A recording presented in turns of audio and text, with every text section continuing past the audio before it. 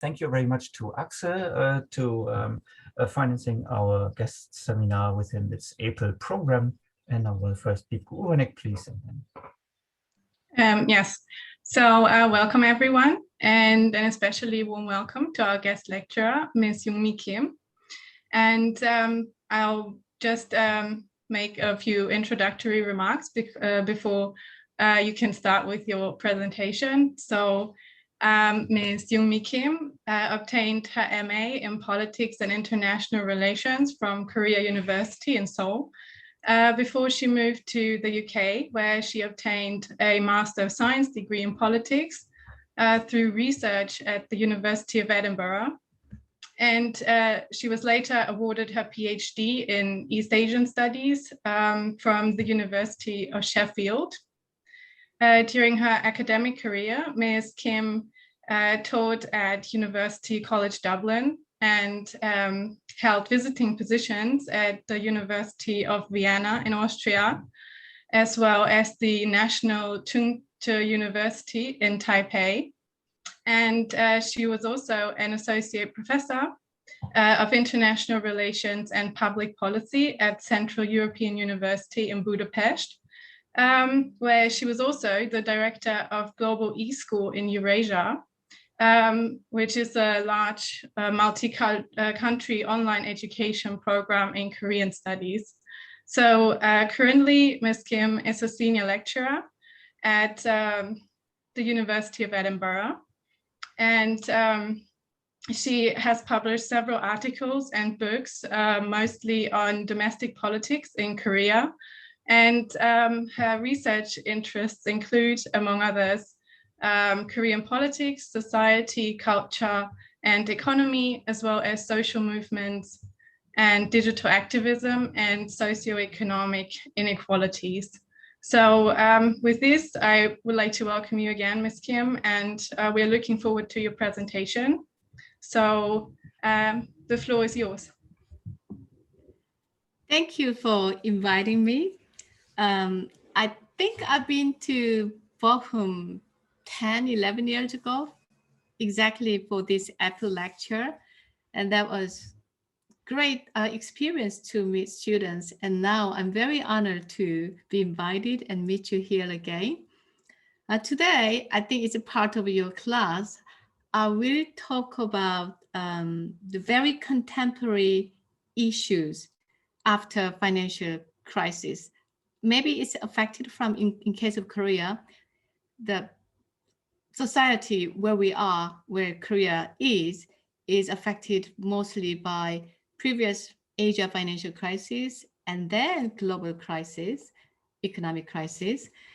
So the first part of my talk will be based on the very recent edited volume of Korea's Quest for Economic Democratization. And the second part is more contemporary, more recently published article on gender conflict, heated discussion on online. The article is on mirroring misogyny in Joseon, Meghalaya, Walmart, and Korea's feminism in the age of digital populism. I was actually asking Florian whether I should just talk or have my PowerPoint slides on. What would you like to have? I can have both. Probably, do you prefer to just talk? I will upload my PowerPoint and share and start to talk. Right. I will start with, as I mentioned, the first book, very recently edited book. Actually, it's not 2018, Korea's Quest for Economic Democratization, where I edited and also contributed 3 chapters. So my talk today would have the element of those 3 chapters.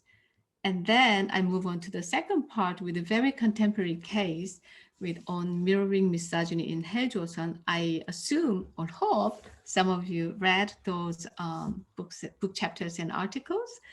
And we can discuss emerging conflicts on gender, generation, and polarization and inequality in South Korea. So that is the book I edited in 2018.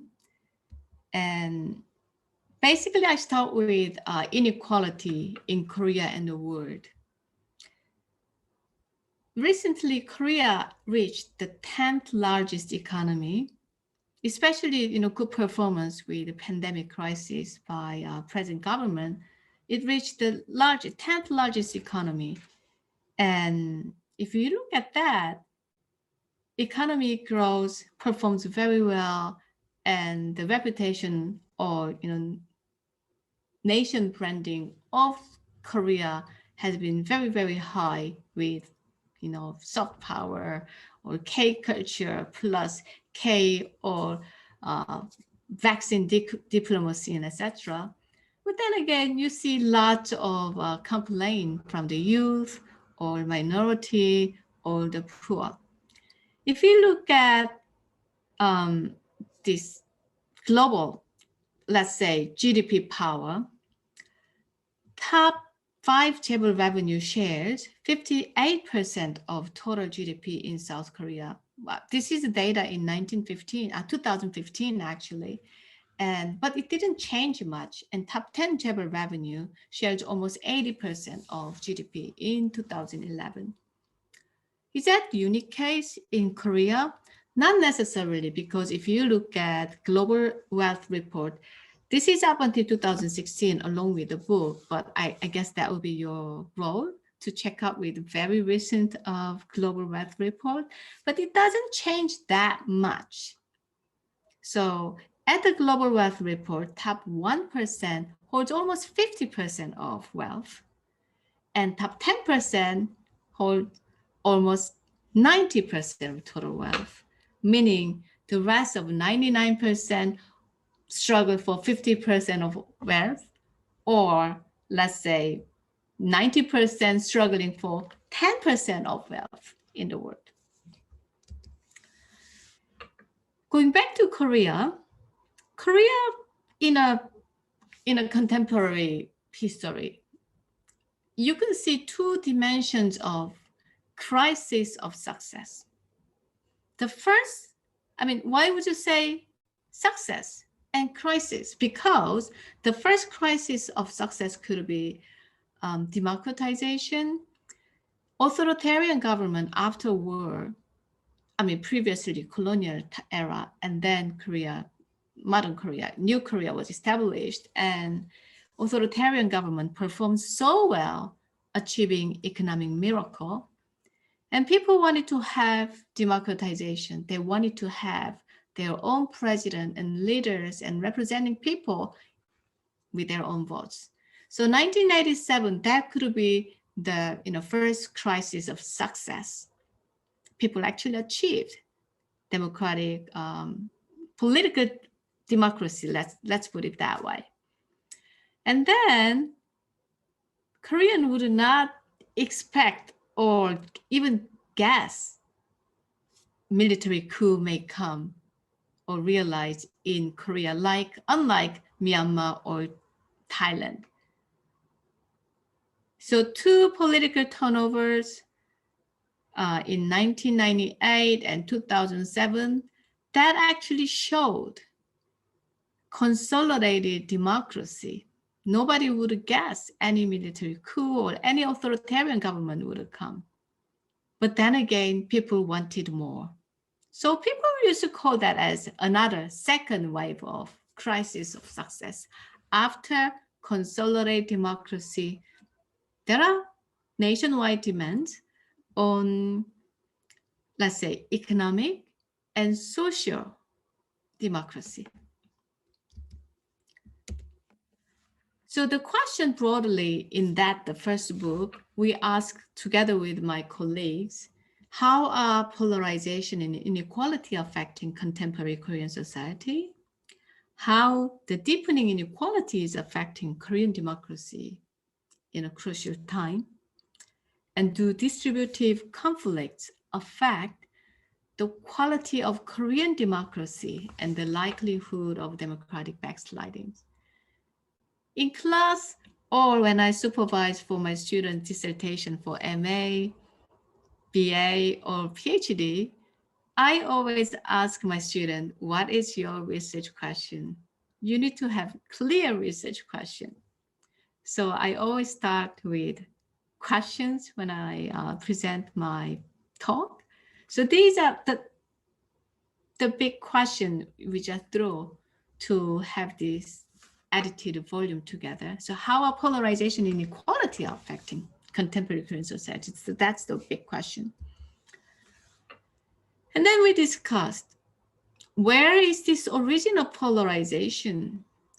When I was writing my PhD in early 2000, I actually argued in my dissertation, Korean society is classless society, rather equal. A lot of majority of people, 80% of people believe themselves that they belong to middle class, because with the colonial period and Korea War, those privileged people group rather collapsed.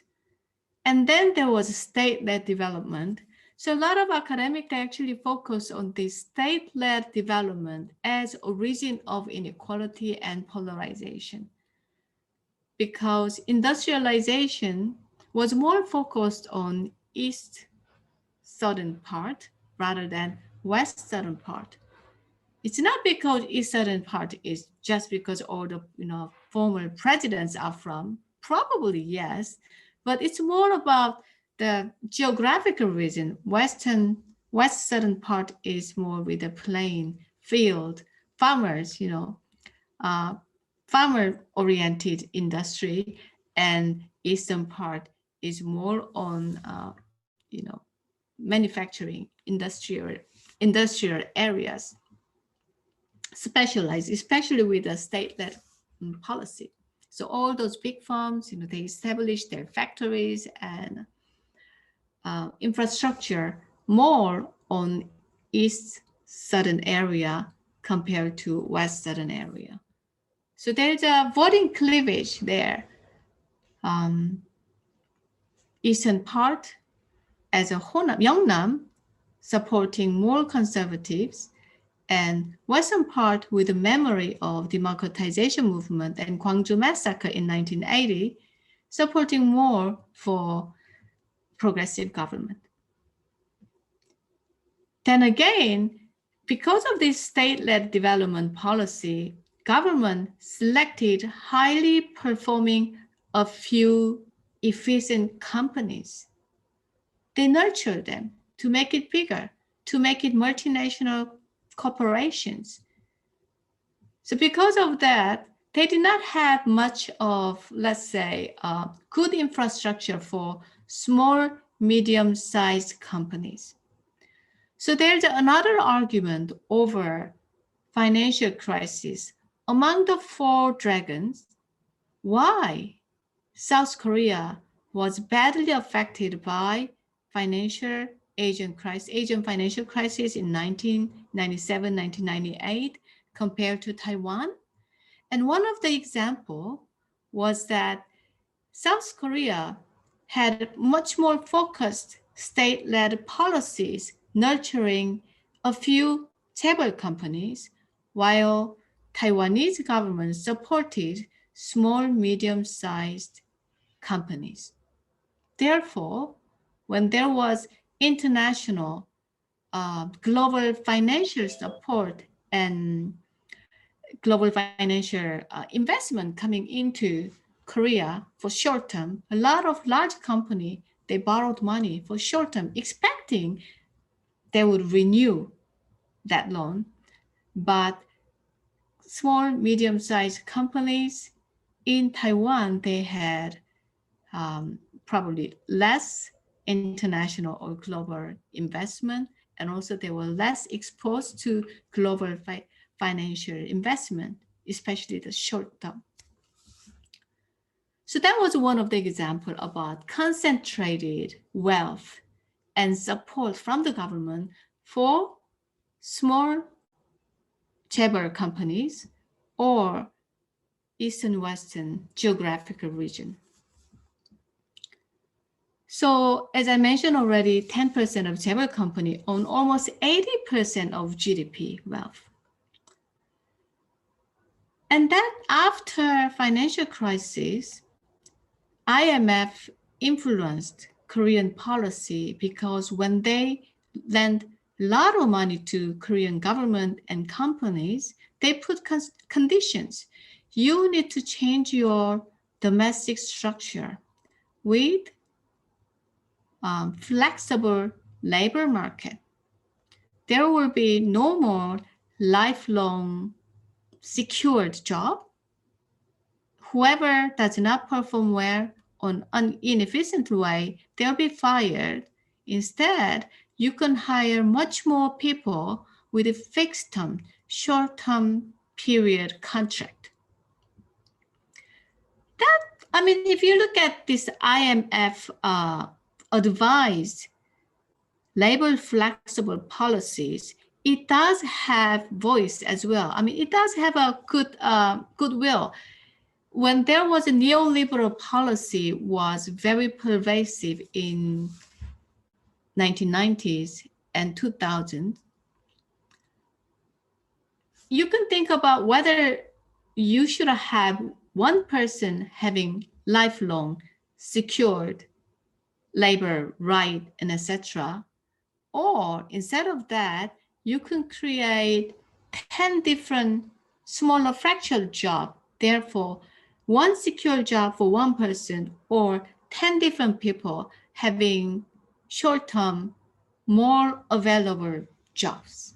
So you see, it's a matter of choice. I would not say what is wrong or right. However, this neoliberal policy affected Korea even further.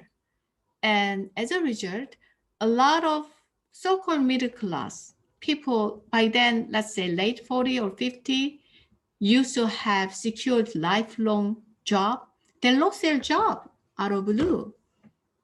What did they do? They opened small shop. Obviously, a lot of people don't have cash to open shop or small business, right? So they would borrow money. But let's say I lost my job today and I don't have much cash. However, I borrow money from bank to open small tea shop or coffee shop. So I opened with some loan, decorated this coffee shop nicely. And for the first 3 months, it seems to run very nicely because I invited my students and my colleagues to come over to my coffee shop. And then 3 months later, Starbucks or narrow coffee shop opens on the same street. Who wins the competition? It's obvious, right? Global winner will win. Of course, there's a lot of what should I say, activities, civil society activities. We want to support independent shop. So what my students and myself, we go to independent shop rather than multinational branded coffee shop or shops and etc. There's a small scale of civil society activities to support independent, and yet global winners are global winners. So that actually, if I have to close my shop because I could not maintain the competition, therefore I could not pay my rent and I could not pay people working for my coffee shop, what do? I close a shop. What's left with me? Disparity, anger, frustration, plus debt. How am I supposed to pay the debt I open for the coffee shop? You see? So that is an example of decline of middle class. So I think I explained that already. The financial crisis in 1997 with IMF advice on flexible labor market that actually brought different social structure. Another interesting part is that labor union traditionally has been very, very weak But with the democratization movement, labor union used to be quite strong. So laborer, I'm talking about 10%, probably top 1% I'm talking about. Those laborers who managed to secure their labor right, they are now called labor aristocrats because their annual income is more than $100,000 a year.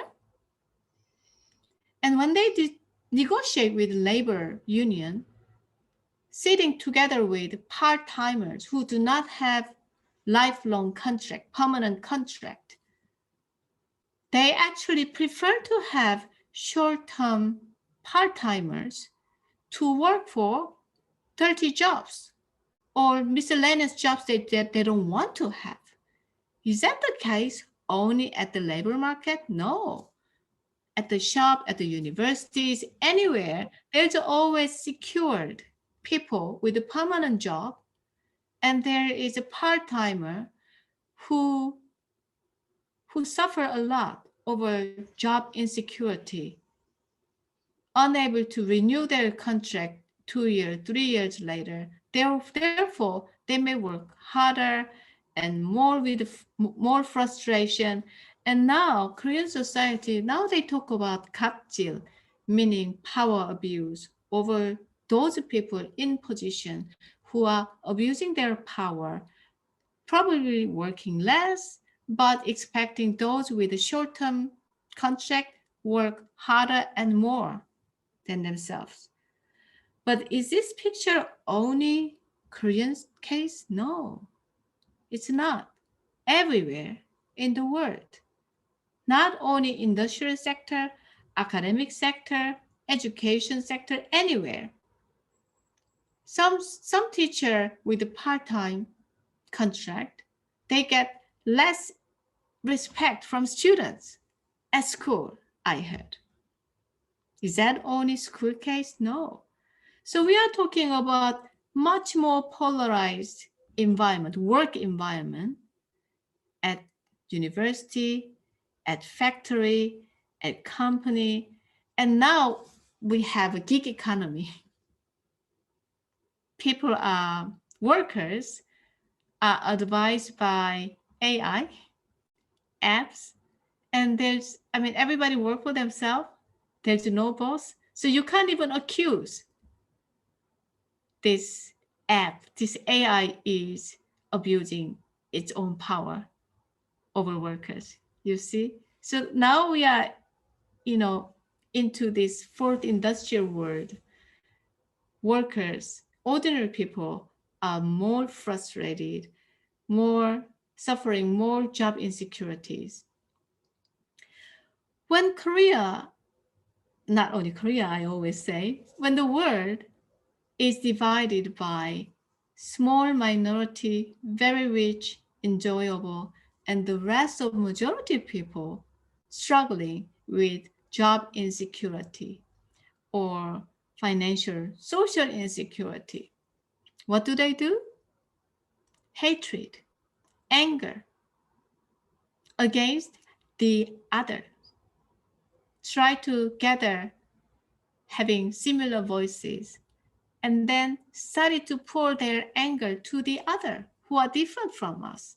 Sometimes they believe undeserved people who are having benefit. That is all the result of our Brexit, isn't it? They could not see foreigners having state benefit.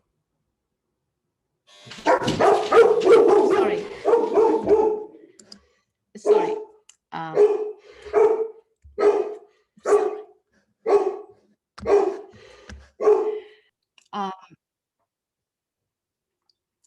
So if we look at this, environment, now my other recent research is about hatred against the other. In the case of Korea, among the youth, 20s and 30s, their hatred, their anger have been pouring to other gender. It started with misogyny, and then feminists, they responded, mirroring misogyny. So that is my next article. Anyway, I think I explained briefly about Korean labor already. So if you look at the income we are talking about, laborers who work at small, medium size, they work 1/3 of income. Those people working for the big firm.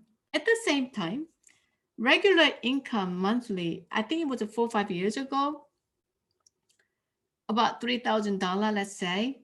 Irregular workers who do not have a fixed or permanent contract, they would make less than a half. And actually, labor union wanted to continue this system to secure their, I'm talking about labor aristocracy. Those people who actually have a secured labor right. They want to continue this system, therefore, they don't lose what they have. So that brings further polarization within the labor, further polarization within the gender, within the generation, it goes on and on. So I think I explained already about the decline of middle class. If you need my PowerPoint, I can send it to you. And another problem of polarization is not just about labor income, but also about inheritance. So top 10% of Koreans, owning like a 66.4% of wealth, while those 50% owning only 2%. So this is a reality. And non-labor income, this inequality index is twice higher than labor income. So I call this picture of society, healthy society would have a diamond shape, a few rich people, a few poor people, and thick, rich middle class. But now, I call this Marilyn Monroe's dress. Rich people, very thin middle class, majority of, lower category of the wealth. See, that's a reality now. Shrunk size of middle class. That actually was the result of neoliberal business policy. However, I don't think that is smart idea to blame only neoliberal policies, because that's related to industry as well, because previously it was more about manufacturing related, but now it moved to knowledge, information industries, and AI, and the market and industry has been changed dramatically. You see, so that's not necessarily about neoliberal oriented flexible labor market. See? So in one of the chapter in a book, I, together with my friend, we analyzed this social cleavage in South Korea. And then we actually hinted gender there. As I mentioned, with state-led development plus financial crisis, Korean voters have been divided by first generation, those who used to have, no, I should say, let me start with the ideology. First ideology, those who experienced the war would have a strong support for anti-communism, because there are a lot of people, they lost their land in North Korea and they came down, and the war is a horrible thing. They would support for strong US alliance.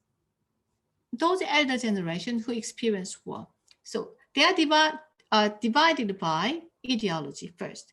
Second, they are divided by region, as I mentioned, with the state policy, region in the southwest, in the southern area, east and south, Yeongnam and Honam, they've been divided. Their voting preference goes for progressive conservatives as well. And then third, people talk about generations. As I mentioned, that goes together with ideology, right? And then now they talk about wealth.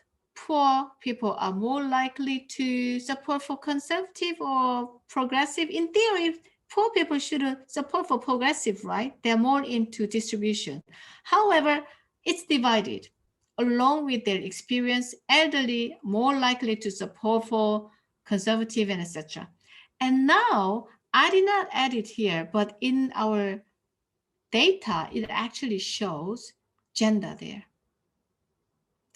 This is I brought this because when you write your dissertation, you have to clarify where the gaps are in the literature and how you contribute. So in that cleavage chapter, I pointed out the gap here. So I just thought, you can get some hint here.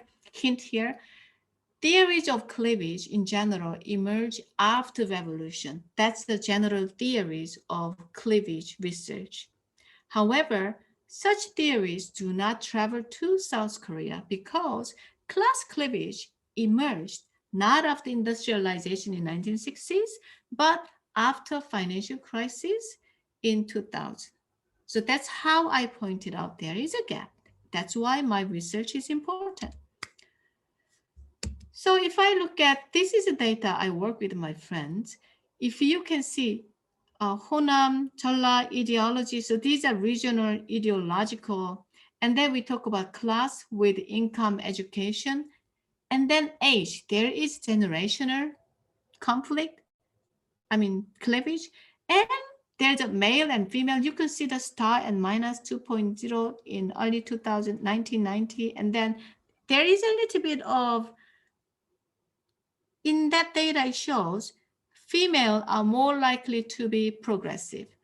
Now, this is up until 2010, I think, the data. No, Model 5, it was in 2004, sorry about it. But we added 2010 as well. And now 10, 11 years later, we see clear division in gender as well. If you look at Korean society now, the biggest hot two keywords is one, generation, second, gender, feminist backlash. So now let me move on to mirroring misogyny, my very recent article. Because of this division, cleavage in a society, now I look at heated fight between young men and young women online conflict. And then they don't just, have a vicious fighting over discussion.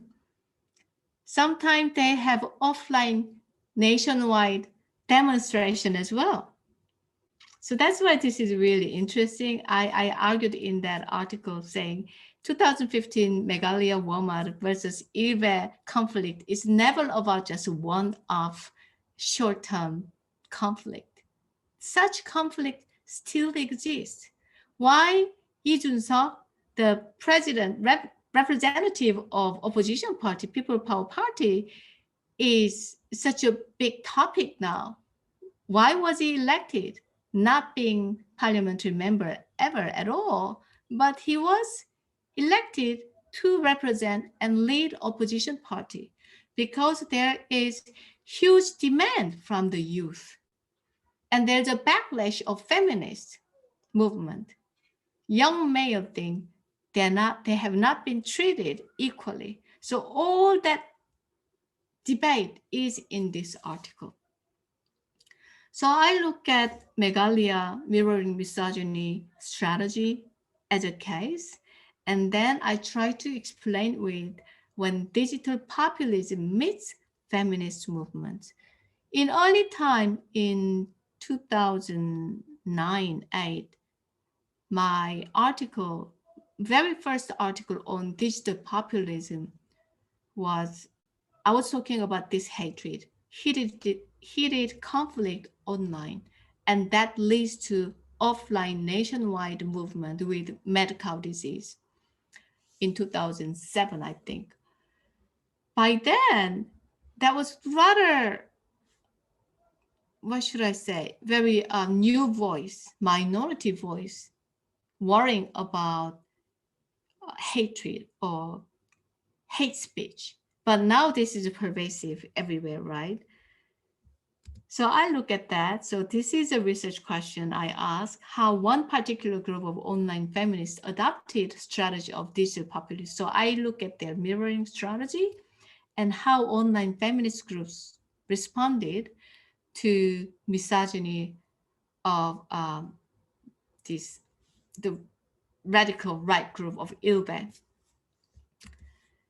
And then, as I always tell my students, you need to point out the gaps and contributions. So here's the gap I pointed out, misogyny and mirroring misogyny, that conflict is not just one-off. And people talking about populism and people talking about online feminism and polarization, extreme anger, etc. But they have a totally different discipline and they don't actually talk to each other. So I try to bridge the two group of literature into one, looking at mirroring misogyny strategy.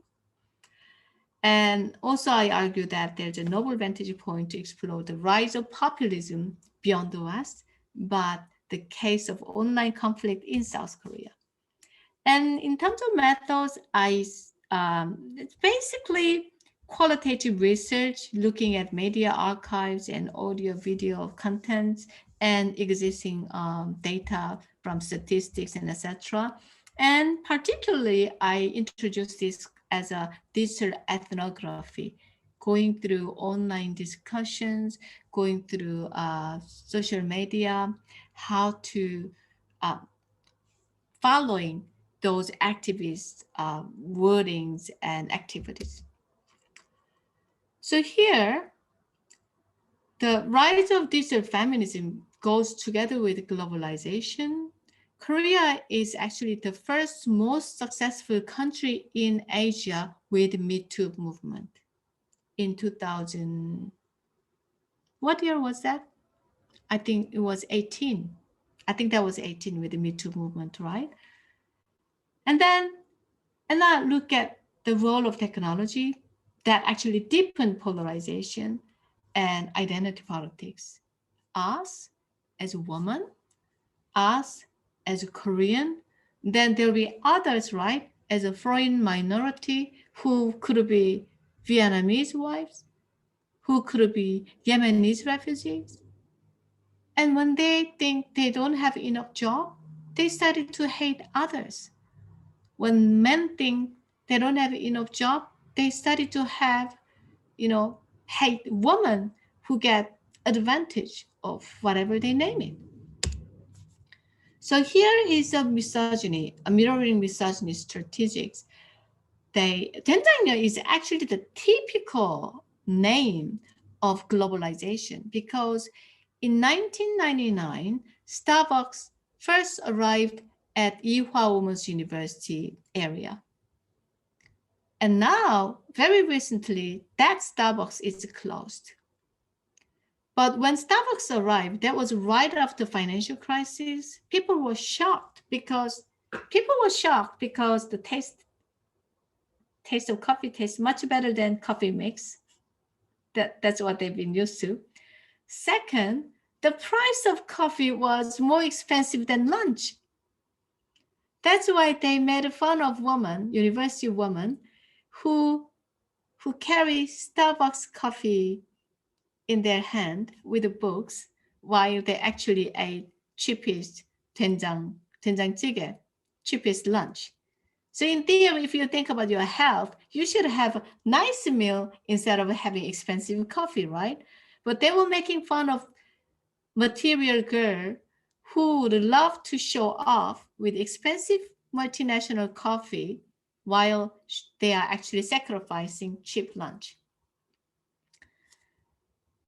And then there's another woman looking at rich men or relying on their support, starting from fathers and then boyfriend and then husband.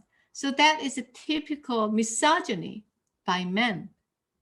The problem is they used to make fun of materialistic Korean women from 된장녀 to 김치녀 to 맘충, who does not have a job but carrying baby stroller, expensive one, with Starbucks coffee, and they named that as mamchum. You see? But the problem here is that when there has been misogynistic words like 된장녀, 김치녀, and mamchum for decades, from let's say 2000, from early 2000 up until 2015, for 15 years, nobody has actually talked about it. But on the website, when feminists, online feminists started to fight back as 김치남, as 애비춤, 허수애비, etc., they shut down Meghalya's Facebook website. They shut down their group on DC Inside. So that's why there was a huge anger among feminists, among girls. They started to read more feminist books, and their feminist activism has been quite successful. There was also Soranet uploading lots of nude photos or sex video and etc. And they collected money to support a female MP in the parliament to introduce the law to abolish Soranet. And they actually did it. So it shows a lot of successful activism in there. So I look at this when Walmart and Meghalya meets his digital populism. So I analyze here as a mirroring misogyny was actually violent expression and against minorities. And I look at this is not necessarily about ideology itself, but thin issue-based issue, the strong anger, strong vulgar wordings and anti-corset movement, homophobia, transphobia, and love for strong support, as I mentioned before. Jin Sun-mi, the MP, female MP, was the one. They supported in a day, making 10 million won, and they supported her to abolish the Soranet website, uploading lots of nude and etc. and abhorrence of male politicians. And so they play online, and then sometimes they go offline to have their voice. But this is all connected with neoliberal globalization and polarized society, as I mentioned before. And when male could not equally in 20s and 30s, they could not get a job. And when they see girls having a tiny bit of benefit as a female, and when they actually, they lose 2 years at least, right? 1.5 years to do military service. And they started to tell women, why don't you do the same? Why this feminist active movement actually gained that there's no additional points for government job to get a job for male doing military service, which is in general, when I grade students' paper, there's always very, very small differences between pass and fail or between distinction to credit. You see what I mean? I mean, people's ability is rather similar. And obviously, there's always outlier, outstanding or failure, failing quality. But most of the time in the exam, government exam, especially for a job, if male gain additional point, it's likely to hire majority of men in the government job than women. That's why Constitution Court ruled out as unconstitutional. What do you call unconstitutional? Sorry, my brain is a little bit going for the right word. So Constitutional Court said this is illegal to give additional point for male fulfilling their military law. Therefore, when women and men apply for a job, for the government job, they did not have any additional point since early 2000. That has become backlash by male because those males in 20s and 30s, they have not experienced severe gender discrimination because at school, mostly it's a female teachers, right? And at school, female students perform better. And at home, mothers, that is the time father lost their job in 1998. And the mother started to work. So at home, father's position got lower because of making less money, and mother's position doing part-time job, whatever, their voice has become louder. Let's put it this way. So the youth in 20s and 30s now, they did not actually experience much of gender discrimination in their life up until then. So that's why there has been a feminist backlash. So this is a figure I brought from Global Wealth. You can see top 10% or 1% owns China, almost 73%, Korea 58%. So this is data, I think it's 2016 to 17, I think. So you need to look at the very recent one. If you look at Japan, India, apart from China and India, if you look at Korea and Japan, top 10% owns 58%. Japan does much better, 48%, and Taiwan 62%, Singapore 62%. So you see, Korea was 58%, right? UK is 56%. So you see, it's not, interestingly, US is much more polarized than Korea, 77%. Similar figure with slightly less than China and India. So where Korea is now? It still has a legacy of top-down approaches, and unprepared globalization actually resulted in financial crisis, and still lack of a social conversation, highly polarized society. It's multicultural society, but their voice has not been represented enough, and civil society's failure and victory actually that relies on state subsidies and etc. So during the conservative government time, like Lee Myung-bak and Park Geun-hye administration, civil society has been very, very quiet because they've been relying on state subsidies, not by people. So the society organization of civil society is somewhat similar to party organization I've been working for my academic life. Parties are not funded by ordinary people, but funded by state subsidies. Civil society is the same. So Korea may have achieved consolidated democracy, but if we look at social economic democracy, still somewhere to go. Today, I just attended another LGBT rights seminar organized in London. Korea recently, they lost 2 transgender who took their lives. We are talking about minority voices having completely ignored, and transgender former soldier end up taking her life because society is not accepting such a thing. So consolidated democracy, yes, but whose democracy are we talking about? Are we talking about minority issues solved? Not really, rather very, very backward. So there's a not democratic backsliding, but quality of Korean democracy is actually questionable. And that gender, there's a backlash about feminist movement has been doing so well. Therefore, male, especially young male, they feel discriminated.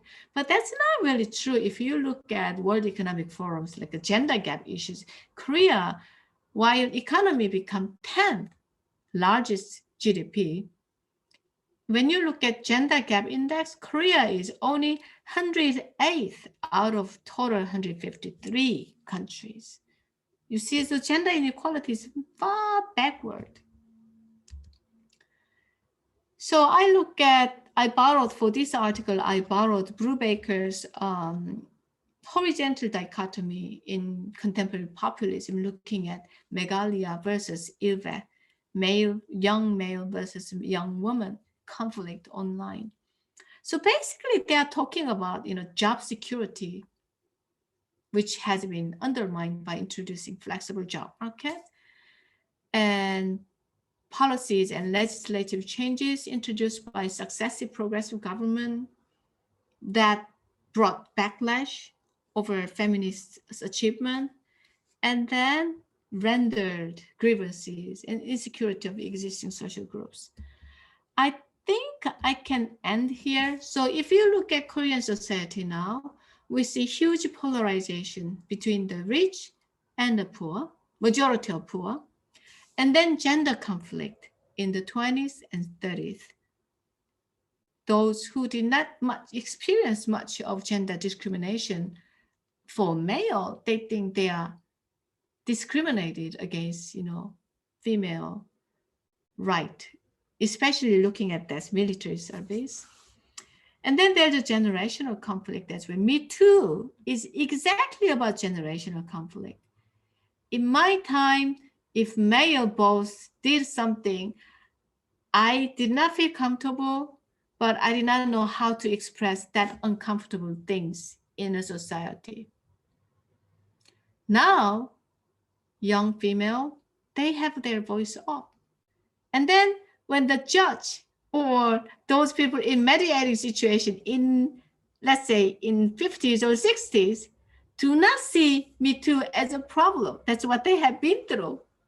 But for female and for younger female, this is a huge problem.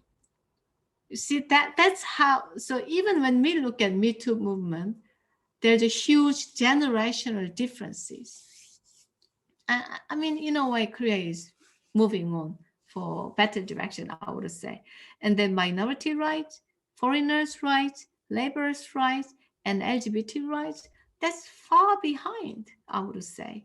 And now with the post, pandemic crisis, Korea is talking about universal basic income and basic support for the youth who do not have a job. And the youth these days, they want fair competition and equality. I think I should end here.